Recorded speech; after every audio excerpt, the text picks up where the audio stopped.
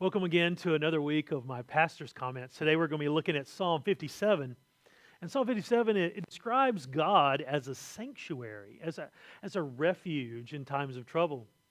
I've had the privilege of driving around Adelaide Hills and just a beautiful countryside. And one thing you run across from time to time is you run across these Bushfire Refuges. And what are they? They're sanctuaries in the midst of fiery storms, fiery trials, if you will. And you know what? As Christians, as believers in God, we go through fiery trials. And what we see in Psalm 57 is David's going through a fiery trial, and he's looking to God as his refuge, as his sanctuary, and then those times of trouble and times of heartache. And so the question for us is, where do you go? Where do you go when you're at times of trial, at times of trouble, when there's fiery trials all around you? Well, David prays, and he says, Lord, he prays for God's grace. He said, be gracious to me in verse 1. And he repeats it, oh God, be gracious. He's praying for God's grace. We need God's grace in our lives, His daily grace. It's not just we're saved by grace, but we are being saved by grace. In other words, we're being sanctified by God's grace, by the Holy Spirit working in our lives.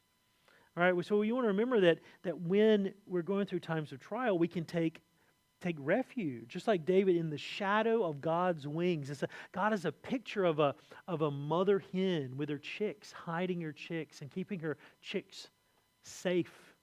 And that's God. God's keeping us safe in times of trouble. And David has confidence. He said, I have confidence in you because God in His loving kindness and His truth is ever present. He says, I can lie down among lions. I can lie down and yet I can lie down in safety and confidence that God is going to take care of him. And so in fiery trials, David runs to God. His heart is steadfast. In verse 7, my heart is steadfast.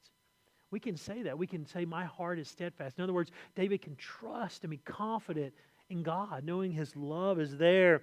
And David says, I will sing praises. And he sings praises to God because he can trust in the character and the nature of God in his trials.